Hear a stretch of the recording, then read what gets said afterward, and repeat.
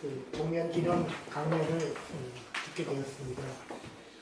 뭐 이렇게 제가 좀 이런 자리에서는 의뢰 그동안 하셨던 업적 같은 것도 이렇게 쭉 발표하고 이렇게 해보려고 제가 시도를 했는데 불가능하다는 걸 느꼈습니다. 워낙 많은 분야에서 워낙 많은 활동과 업적을 남기셨기 때문에 그리고 제가 그런 걸 하다 보면 귀한 시간에 교수님께서 직접 하시는 말씀을 듣는 게 더 의미가 있을 것 같고 또 여러분들이 어떤 분야에서 어떤 활동을 하셨는지 너무 잘 알고 계신 것 같아서 그래서 본인 말씀을 더 오래 듣는 게 좋겠다 이런 생각을 했습니다.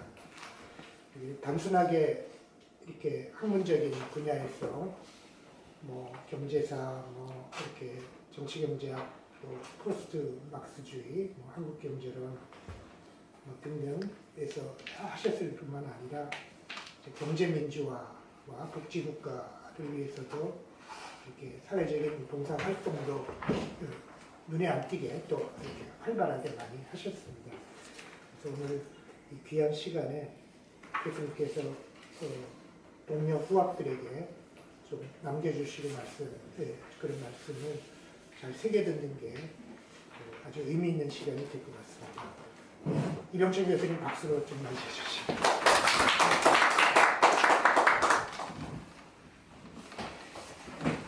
학대를 그런 선배들 딱 같이 있어가지고 좀 외람들이라고 우리 장산 선배님도 제가 그때 듣지도 못하고 여러 죄송한 상황입니다.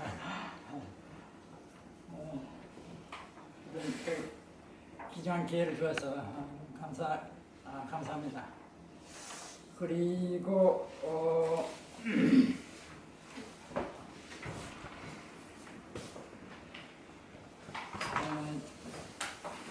제가 정년기념 그걸 빌미로 해가 구실로에서 책을 좀 진행을 했습니다. 작년부터 했는데 여러 가지 사정 때문에 부정부기에서 책을 내지 못했습니다. 책은 2권이 아마 나올 것 같은데 벽고 창신의 경제학을 새롭게 하라 해서 2권이 있고 아마 1, 2개월에 나올 것 같아요. 주로 우리 한사경 후배들 제가 졸라가지고 원고를 공을 받았습니다. 한사경 우리 학회 멤버도 아니더라도 제가 관련했던 철학하는 분들이라든가 그것도 우리 데이비드 하비 같은 경우는 서울대 김영재 지가 가시는데 그래서 좀 등등해서 좀 제가 신뢰를 많이 했습니다. 그래서 2권이 아마 나올 것이지만 깊이 감사의 말씀드립니다.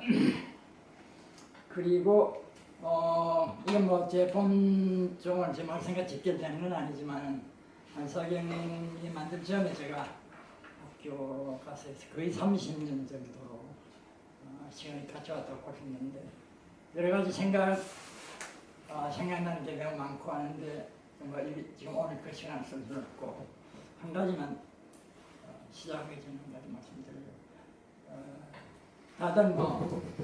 다들 자기 분야에서 열심히 하시고 제가 회장을 맡을 때 그런 이야기 된 것 같은데 장강의 비물이 안무를 이뤄낸다 했는데 제가 뭐 나름대로 그래도 게으르지 않고 해보려고 했는데 이미 밀려나가고 있는 상황 같고 안 가져서 노력을 하고 있습니다만 우리 학회가 각 분야에서 다 노력을 하지만 학회가 공유하는 우리 학회가 공유하는 직접 공유자산 이것이 뭐냐 하는 것을 좀 생각을 해봤는데 학회가 공유하고 물류 직접 커먼스가 필요하다.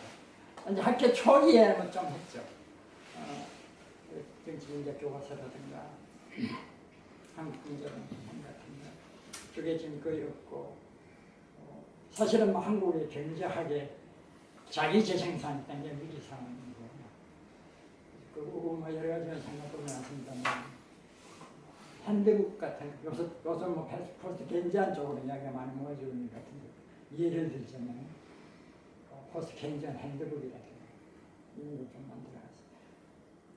만들어놨어요. 다 차이가 나고 다 또 대립과 갈등을 할 수밖에 없는 도대체가 현실도 그렇고 학문을 기독교로 할 수밖에 없으나 어쨌든 공소기관은 근데 외국에서 다 학문의 축적의 자기 논리라는 게 그런 것 같은데 그런 것을 좀 만들어야 돼요.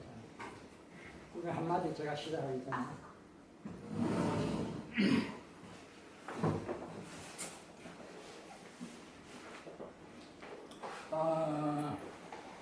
이 목차가 많은데 제가 그 오늘 시간을 어떻게 그 이야기를 하는 게 좋을까 하는 것 자체가 물음이라는 걸 알게 된 건데 제가 지금 그 정년 퇴임한다고 해가지고 여러 군데서 몇 군데 자꾸 이야기를 하게 됩니다. 저 학교에서도 했고 복지학교에서도 사실상은 한선이고 오늘 나눠준 논문이 그런 것인데 앞으로도 한 2번은 더 아마 이런 계획이 있을 것 같습니다.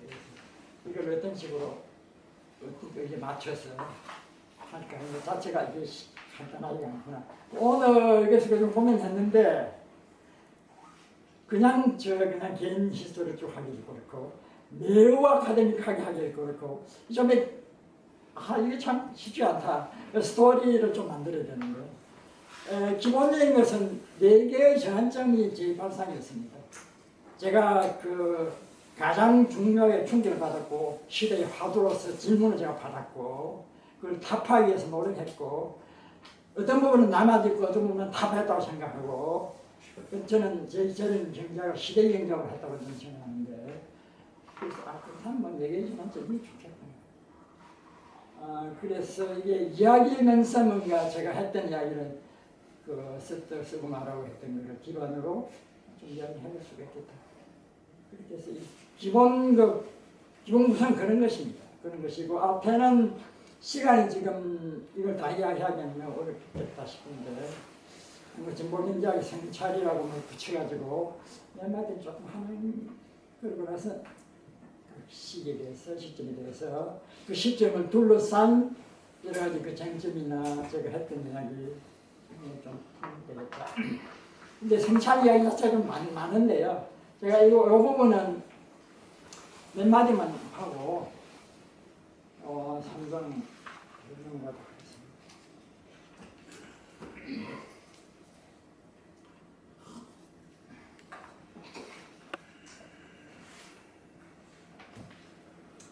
첫 번째는 민족경제론인데 민족경제론은 죽은 것이 있고 산 것이 있고 죽은 것에 대한 이야기는 워낙 너무나 분명하고 지금 오늘날 너무나 분명하고 세상 이야기할 필요가 없고 제가 뭐 많이 했습니다. 했는데 그래서 시간이 부족하기 때문에 그 이야기를 하지 않고 살아있는 저는 의외로 민족경제론이 상당히 더 중요하구나. 제가 옛날에 이야기하는 것보다 훨씬 중요하구나.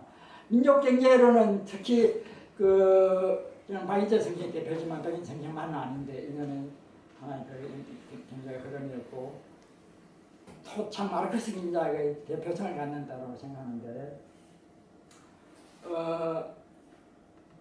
그 말년에는 국가 사회주의적 경제가 친화성을 가졌고 그걸 명확히 보여주는 것이 사실이지만 의외로 그것과 매우 다르고 그것과 거리를 둔 그런 내용들이 굉장히 많고 그 부분은 우리가 끌어안아야 될 지금도 그런 부분이구나 하는 것을 제가 알게 됐습니다. 이전에도 알았지만 더더욱 그렇구나.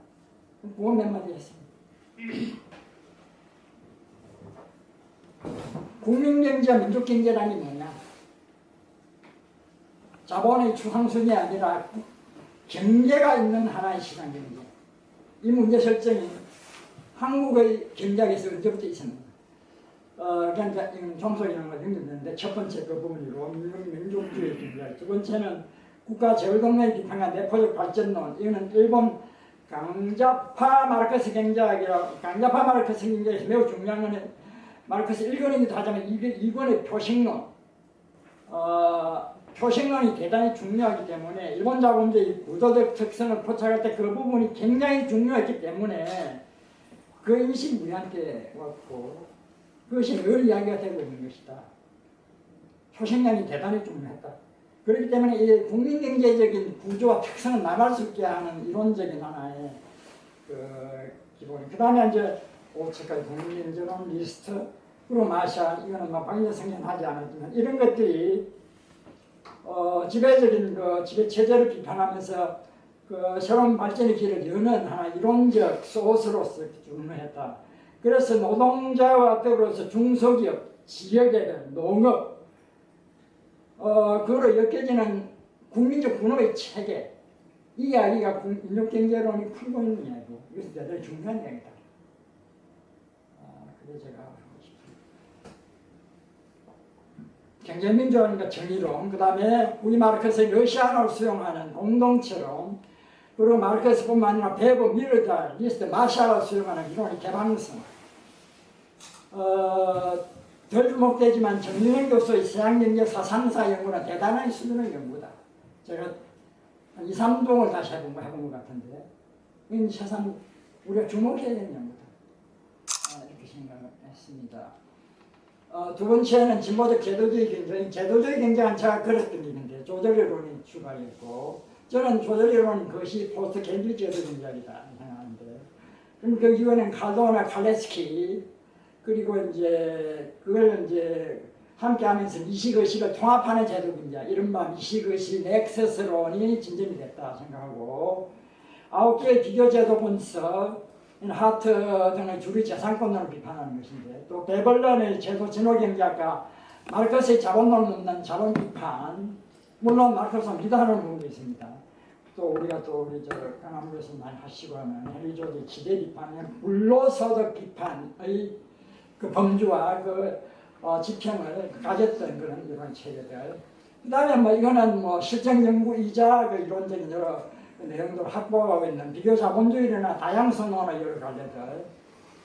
그리고 폴란의 사회경제학과 시장사회 소위 경기 비판 이런 흐름들이 세계적 흐름이기도 하지만 우리 쪽에 지금 많이 와 있다 생각을 하고, 세 번째로 마르크스 경제의 혁신과 개방인데, 저는 마르크스 경제가 1, 2, 3으로 나눠오는 게 좋겠다라고 생각을 현재 하고 있습니다. 마르크스 이런 자본론 일견 도급판, 제가 생각에는 자본론 일견 도급판은 마르크스가 정치경제학 비판 요강에서 나아간 하나의 길이었는데 그것이 최선의 길은 아니었다는 것을 얘기하고, 일반 도급판은 리카도 연장이 리카도의 그 진화적 성격이 매우 강한, 제가 보기에는 마르크스의 전 세계적에서 상당히 수준이 좀 떨어지는 책이다 하는 것이 제 생각입니다.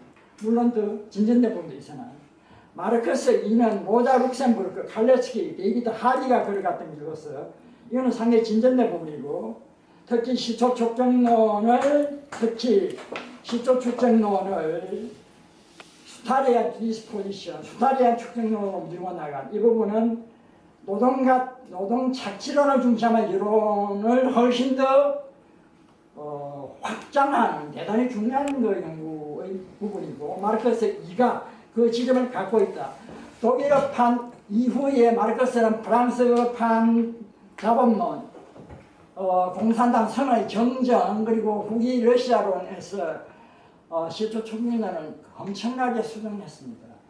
독일어판 이판으로는 이걸 좀 해석할 수 없는 대목들이고, 그렇게 될 때는 자본주의 구조적 모습이 굉장히 복합적으로 나타나게 된다. 그게 마르크스 사회에 우리가 도달하게 되는데, 제가 조망하는 것은 정치경제학 비판 용어의 공동체론이고, 공동체의 가장 높은 수준이 그리스, 아테네였다고 한 시기가, 이 부분에서 마르크스 3과 폴라니는 쌍둥이 형제다. 이건 마치 최종적인 대법 쓰는 부분인데, 마르크스 1, 2, 3으로 나눠서 보면 좋겠다. 이것이 제 생각입니다. 하비의 마르크스 경제 혁신은 우리 강 교수님도 열심히 하시고 번역도 하시고, 제가 마르크스 오늘날 마르크스 얘기하는 하비가 이렇게 중요한 연구죠. 제가 제 논문에서 몇 차례 인용도 했고 여러 대목에서 여러 의미에서 인용했는데, 도시와 공간으로 혁신했고, 이것은 지배공간인 동시에 희망의 공간이다. 운동이 다원적 사회운동으로 갔으니 이건 거의 포스트 마르크스주의 배로 가고 있는데, 그러나 수타를 통한 축적론, 그러니까 아까 말씀드린 것인데 마르크스, 로자 룩셈부르크, 한나 아렌트, 하비의 개화를 쭉 이야기하고 있습니다. 그리고 코먼스론을 받아들이되 로컬에 갇히지 않는 다중스케일론을 펼쳤다. 그러나 저는 합의가 한계를 갖고 있다고 생각합니다. 이건 경지적되었지만 진화주의 잔재를 시초 축적론을 면밀히 정독하면 시초 축적이 불가피했다는 이야기를 군대원이 쓰고 있는데 저는 이것은 답이 가오다고 생각하고, 두 번째는 수탈을 통한 축적이 생산적 축적을 억압하며 사회 공유자산을 수탈한다.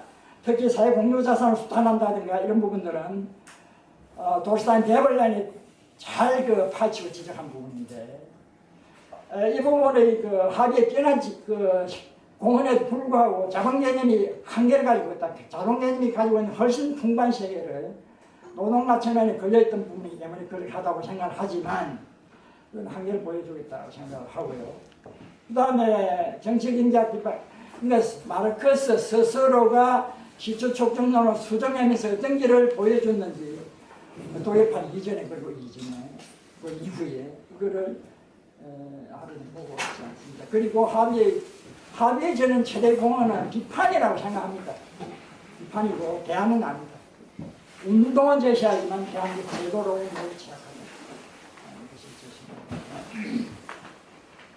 그 다음에 오늘날 경제학은 뭐 저는 대본론이 중요하고 이런 진보제도적인 경제학의 흐름이 중요하다고 생각하지만 불동이 자기 자리를 가지고 있다. 마르크스의 불동 비판은 재고되어야 된다. 절반 맞으나 절반 달렸다라는 것이 제 생각이고, 이것은 오늘날 웅거라든가 중국의 최채양 같은 사람들이 훌륭하게 이걸 개성하고 있는 사람입니다. 저도 그것을 동의하고 공유하고 있습니다. 그 다음에 이제 두 번째 강의고요. 89년의 이야기인데, 89년의 이야기는 자유 정체주의에 대한 이야기는 제가 하도 많은 이야기가 많고 많이 했기 때문에 어떻게 보면 제가 마르크스주의를 버리고 넘어가는 호흡 넘어가는 가장 중요한 전환점이 하지만 오늘 이 시간에 이 주제로 쓰고 싶지는 않습니다. 오히려 그 대신에 파시즘, 그냥 물질체주의라고 하지만 파시즘과 다양한 권위주의, 시장자본주의, 민주주의 관계 문제가 대단히 중요하고 제가 발언하고 싶고 오늘은 한국 문제와 연결되기 때문에 그러합니다. 파시즘이 대단한 괴물이라고 하는 것은 이미 그람시도 했지만 마르크스에 비해서 한나 아렌트나 폴란이나 가예스키가 뛰어난 통찰을 보여주었습니다. 아렌트의 통찰은 전체적인 기원에서 워낙 유명하기 때문에 잘 알려져 있고 아렌트에 대해서 저는 페이퍼를 썼습니다만 집중된 국가권력과 집중된 자본권력이 결탁하고 있는 반면에 그에 대한 대항을 지적하고 대중들이 공통의 세계와 공통감각을 상실하지 않죠. 각자 도생 메모리를 삶이 위험하다. 이건 아렌트는 조금 약한 부분인데요. 국민의 민주적 조정의 축적의 체제가 대중에 대해 양질의 일자리 제공하고 살림살이를 잘 꾸려가 지속하는 과정 병행 가지고 있다. 파시즘의 냄새가 난다. 폴란의 통찰도 이건 너무나 잘 알려져 있고, 그다음 전환에서 핵심 메시지이고, 그다음 전환의 초보에서 시장자본 자체가 파시스트적 바이러스를 가지고 있다라고 말하고 있습니다. 삶의 터전에서 우리 뽑힌 대중, 삶의 터전 대중 우리가 뽑히고 지하의 주의를 내놓기 반동적 사회보유로서 파시즘이 출현한다. 그러니까 폴란은 모순이라고 볼 수 있습니다. 이 시간에 제가 조금 더 지적하고 싶은 것은 칼레츠입니다. 칼레츠께는 우리 한사교에서는 도복행국장 많이 하시고 몇 번 하시는데 저도 한 2년 정도 칼레츠를 좀 본 것 같은데 칼레츠만 가지고 쓴 계획은 없습니다. 몇 군데 인용했습니다만 잘 알려져 있는 이건 완전권의 정치 혁명이라는 페이퍼는 워낙 잘 알려져 있고 그 수정을 한 적 있습니다. 스스로 수정했고 관련된 페이퍼들이 죽기 전까지도 몇 편 있는데 특히 전제 청년 부분에서 파시즘과 시장자본주의, 민주주의에 대해서 대단히 중요한 지적을 하고 있는데 이 부분은 한국 사회와도 대단히 중요한 영향을 갖고 있기 때문에 제가 이전 가운데 청년 강연에서 강조한 바 있습니다만 파시즘의 중요한 기능 중에 하나는 완전고용에 대한 자본의 반대를 제거하는 것이다. 제거하는 것이다만 이거는 이 용문자에서는 리모버라는 표현을 쓰는데 다른 표현을 쓰는 경우도 있습니다. 어쨌든 파시즘은 대기업과 대자본과 동맹의 체제이지만 그리고 노동을 배제하고 또 거부적으로 보습하는 포퓰리즘 생각을 하고 있는데 자본은 또 규율한 측면을 가지고 있다. 이것이 포인트입니다. 물론 군사무장 때문에 자기 파멸하지만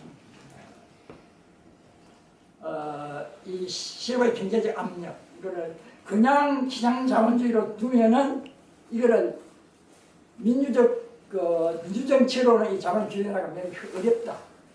파시적인 억압권적인 자본을 일정하게 제어한다는 이 말이 대단히 중요하다. 이런 이야기고 이게 영문인데 번역돼서 저는 인용이 좀 그랬어요. 파시즘의 출현은 가공한 실업의 배경 속에서 출현한 것이다. 완전 고용을 시키려하면서 그러나 자본주의적 민주주의는 그걸 못한다. 완전 고용을 위한 진보 세력의 투쟁은 동시에 파시즘의 재발을 방지하는 하나의 길이다. 이건 대단히 중요한 말입니다. 뭐 아시겠지만 이 부분에서 이것은 자본주의와 민주주의 뭐 근대성의 역사의 한 그 지점을 짚는 말이기도 하고 그것이 아니라 동서인 동시에 한국 역사에서도 개발주의와 개발독재를 해명하려고 할 때 대단히 중요한 점입니다.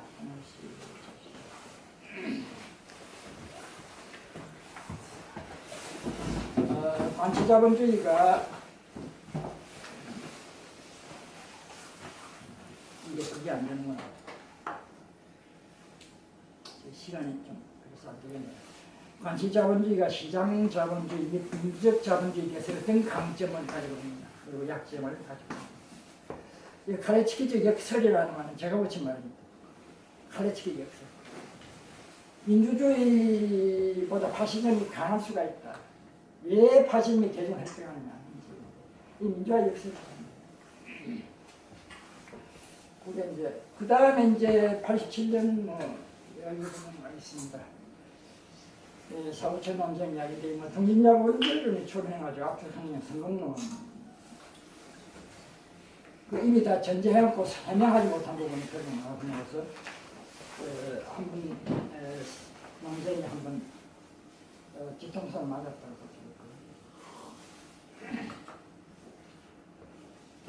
개발국가 개발주의 후발 산업화론이 이제 대두했고 발전했습니다. 핵심은 조건부지대, 선행 산업발전, 전략적 개방이 그리고 뭐 여기는 뭐 설명 안 했지만 어쨌든 한미일 삼각동맹. 주어진 질문은 압축 성장의 성공과 그 구조적 모습은 통합적으로 파악합니다. 이건 누구한테나 던져지는 질문입니다. 이렇게 생각합니다. 개발독재와 개발자주의를 개념화함으로써 이걸 어떻게 해볼 수가 있겠느냐. 이게 제가 또 연구했던 부분이고, 한 2, 3년 전에는 이제 한국 모델을 독일, 일본의 전반적 개과학 속에서 자리 내리는 거예요. 그래서 독일 강의가 일본 강의, 그게 공통성이 있는 거예요. 특히 국가는 그래서 이제 다시는 전반부가 떨어지는. 그러나 이제 뭐 다시 일어서는. 제가 생각에는 모더니티의 여러 역사들 중에서 독일이 라인강의 기적 이후에 평화복지국가로 나가고 통일로 나간 것이야말로 엄청난 기적이다. 이게 이런 기적이 어떻게 가능할까? 이게 제가 하나 해보니까 일본도 전후에 한국은 지금 일본보다 지금 하수입니다. 지금 문재인 정부가 어떻게 하기에 따라서 좀 변화가 생길 것이다. 그것에 대한 연구를 제가 해봤었고 공동 연구를 했습니다. 이중의 특권 체제라는 말은 한편으로는 이제 대접을 엄청나게 보여주고 또 노동 억압하는 의미에서 이건 뭐 이론적으로 그렇죠. 다 뒷받침한 그게 있습니다. 그러면서 규율이 있는 거죠. 삼종의 속성은 압축 성장 가능했던 다른 동아시아 나라하고 같은 성격, 국가 민족주의, 그리고 극우 반공주의 이 세 가지가 삼종의 속성입니다. 87년 민주화 이후에 10년 한국 모델 전환이 외국 양리가 도래했는데 한국 개발주의가 발전적 민주적으로 진화하는 건 참 그래도 어려운 그 좁은 문이었다. 조정제가 많이 그 생각하는 그런 부분입니다. 그걸 우리가 지금 뭐 전쟁유착이라든가 여러 가지 부분에서 또 새로운 그 노동 세력이나 시민사회 세력의 성장을 억압하는 이런 그런 부분에서 어떻게 해가지고 이 민주적 타협체가 유럽 특히 어떻게 가능합니까? 일본보다도 못한데 그 구체적 적폐와 급진의 시대가 앞잡혀서 그랬던 것이 우리 포서되고 외환위기 되었습니다. 외환위기 97년 뭐 시점에서는 지금 원장들 많이 설명한 것 같고 제가 그 몇 시까지 합니까? 예, 원래 45분까지인데요. 늦게 시작해서 한 50분 정도까지는 50분, 10분 정도. 예, 예. 또 97년은 이제 외환위기 97년 체제라고 이제 부르는 건데 어쨌든 80년 여행의 어떤 적극적 유산이 존재했다는 그 부분이 97년 외환위기 약격권 통해서 지금 어쨌든 뭐 여기 문제가 많습니다. 자유주의적 계획이냐 신자주의 계획이냐 어쨌든 이게 그냥 보면 보는 건 아니고 시장 질서를 잡는 계획들이 있으니까 이걸 어떻게 둘러싸느냐 보고 주류에서 그렇고 범진문 내부에서도 이것이 평가 때문에 옥신 같은 거 보였고 김상조 원장님 제가 여기 계획을 했고 그랬습니다. 신자유주의가 뭐냐는 것도 이건 또 장학금그룹하고도 제가 mon장했고 김상조 이 그룹과도 제가 mon장했습니다. 97년 이후 민주정부 시기에 불평의 정식이 있다. 김대중 노무현 시기를 노태우 시기와 비교한다면 제가 이건 뭐 제가 나눠서 그랬었지만 노태우 시기가 한국의 그 민국 87년 이후에 한국 모델의 성취를 이론 말고요. 현실적으로 실현된 성취가 어떤 부분에서 가장 높이 올라갔을까? 참 이게 저한테 주전 질문했는데 30년 시기면 생각을 해보려고 하니까 노태우 시기가 이 참 정말 다시 돌아보기 싫은 거지. 이 시기가 김대중 노무현 시기보다 나은 부분이 많다고 생각이 평가를 하다 보니까 거기 가서 좀 고민스러운 부분이다. 그런 그렇게 썼습니다. 그동안 비난 부분은 2008년 부분인데 이제 뭐 이것도 논쟁이 많았고요. 이 삼성물산 제2모직 합병 부분은 지금 뭐 우리 자연인고림에서 정성인 박사는 삼성 합병을 옹호하는 것이 국민 경제에 의해서 좋다고 발언한 걸 아는데 어쨌든 이 부분이 현재 진행 중인 것 같습니다. LG가 삼성과 국민연금이라는 또뭐 여러 각자가 여러 기능을 받아서 있지만 네, 시간이 많지 않아서 제가 이제 특히 2008년 이후 부분과 관련해서는 사회경제 민주주의라는 것 자체가 하나의 학습 본주가 되겠다. 그런 이야기를 했고 한국 자본주의 민주주의 한국 모델 국세는 진실이 있고 아까 말씀드렸고요. 칼폴라니에서 실체적 경제학이라는 게 매우 중요하구나. 이게 희소성이라는 게 뭐냐. 물론 뭐 주력 경제학에서도 그 삼각형이 있습니다. 호모 이코노미크스, 자본 희소성, 그 다음에 그 효율적 선택인데 이게 마르크스한테도 생산력 때문에 존재하는 것이고 생산력이 풍부할 때 해방이 온다라는 상기가 이 생각하고는 굉장히 닮은 부분이 있다. 그 부분을 깨트리는 경제학의 이야기를 누가 했을까? 폴란이가 했구나. 실체적 경제학의 본질가 중요하다. 그게 제 한몇년간 발견했고 인간의 삶에서의 번영을 완료한 이유는 그게 하나 있습니다. 좋은 삶을 위한 사회적 물자의 조달과 사회생태 조치. 그리고 이 말년에 특히 그리스 아테네 폴리스를 본 부분에서는 마르크스하고 완전히 거의 같은 이야기입니다. 커먼스 연구, 사회적 경제 연구는 제가 제주 SSK와 어깨학교에 있어서 다원적 사회경제 형태로 감에 있어서는 중심 부분을 우리가 이걸 가져가야 합니다. 거의 중요한 부분 다 이야기를 했고요. 정말 간단적으로 한 셈이고 미래와 관련한 이야기인데 이거 뭐 다른 부분들 많이 이야기하시니까 21세기 자본 이 세계에서 자본주의 개념에 대해서 좀 생각해야 되겠다.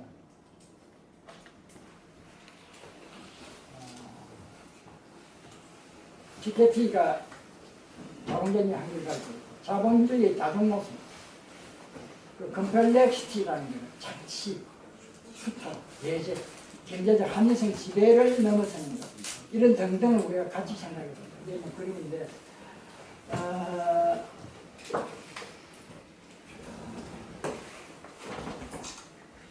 이거는 뭐 마르크스의 책입니다. 기능자본, 마르크스의 기본문제고, 이게 중심이 된다라는 걸 마르크스가 전제함으로써 자본론의 그 체계가 성립됐는데, 성립되면서 기회와 함께 한계가 주어진 것이다. 왜냐하면 이 세계를 너무 간단하게 처리해야 되잖아요. 이것이 이 위에 선다고 하기 때문에. 근데 이거 자체가 이걸 억압할 수가 있어요. 기운 자체가 지배분기로 오히려 그 마르크스의 자본론 세계에서 보고 있습니다. 그리고 이 기능이라는 말이 너무나 단순하게 처리해야 돼요. 기능의 의미는 대단히 중요하다. 이게 제도적 능력의 세계입니다. 그걸 너무 단순한 자본론은 매우 단순한 자본주의입니다. 특히 자본론 그 독일어판 이거는 도급한 거라다. 이게 지대 수탈의 세계를 봐야 되고, 그리고 어느 날 왜 지대 수탈의 이 광범한 세계를 이 마르크스의 행에서 하는 것입니다.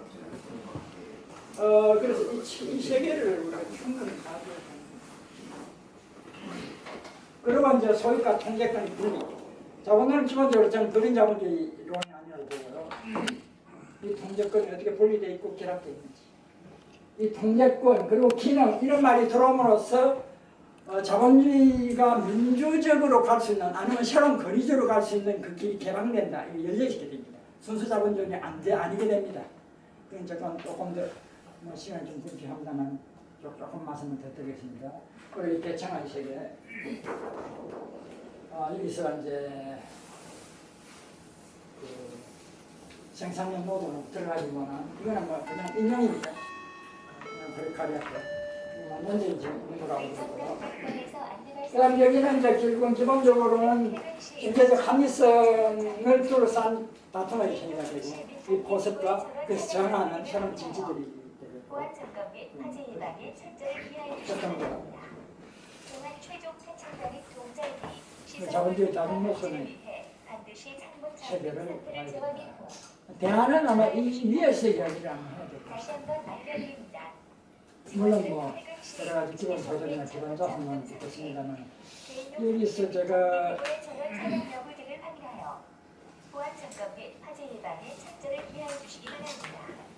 또한 최종 파천장의 동작이 시설물 돌파 방지를 위해 반드시 그러니까 재산권이 그 권리 다발의 복합의 체계이기 때문에 자본주의 사회주의 이분법이라는 게 이어진다라는 이야기고요. 그 다음에 이제 법인자에서 유한 책임이라는 게 굉장히 중요하다.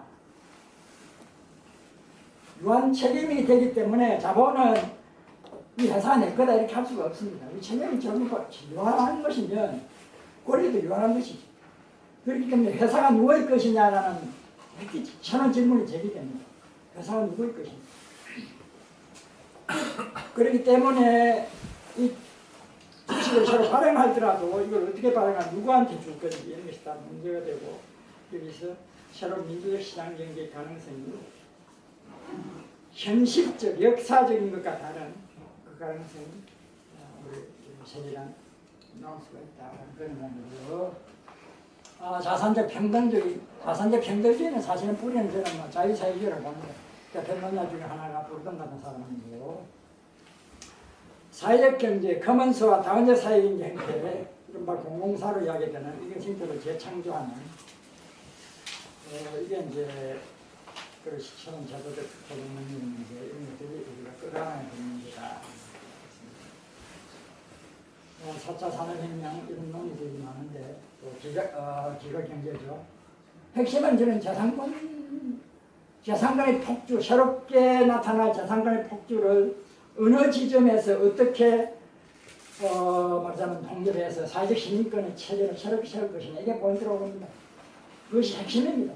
다른 이야기들은 기술적 이야기들은 기술주의자 하는 이야기고. 그러나 거꾸로 돌아가서는 없지만 그래서 어떻게 통제하고 민주적으로 가이드를 해가지고 그렇게 그걸 구현하는 제도적 체계들을 그렇게 해서 사회적 새로운 기술의 체계와 그 범람에 대응하는 사회적 시민적 체계를 노동의 권리를 주장하되 노동주의를 넘어서는 시민적 체계를 세울 것이다. 이것이 우리 그런 정도가 되겠습니다. 한국에 경하는 역사적 유산이 한국은 될 수 없고 경제적 균형이 매우 취약한 것이 아무리 이런 것들을 걸고 모아도 참 당하기 어렵고 지금은 이제 부연하기 그렇지만 또한 언내부 모순도 상처 문제가 있고 체질 문제가 잘 보여지고 이거를 굉장히 잘 다뤄가지 않으면 굉장히 어렵습니다. 문재인 정부의 가능성과 그 불안 요소들이 다 같이 공존하고 있는 이런 상황입니다. 지금 아닙니다. 내 불안 부분도 많은 것 같고 뭐더 하셔도 된다 지금 이거 보세요. 그냥 6시까지 그냥 시간에 맞춰가지고 여기까지 다 했더니 야 그렇게 하실 수도 있고 또 청중들이 한두 가지 그러니까 질문을 내가 주신 요 정도로만 이야기를 예. 예. 그래서 그냥 끝내지는 마시고요. 한두 분 좀 파도 삼아 또 이렇게 질문 같은 걸 주시면 또 이야기를 더 듣게요. 그리고 이제 그거는 죄송합니다. 이게 시간이 아까 서두에서 좀 말씀을 드리긴 했는데 이 시간에 이야기를 담는 그 방법이 좀 까다롭더라고요.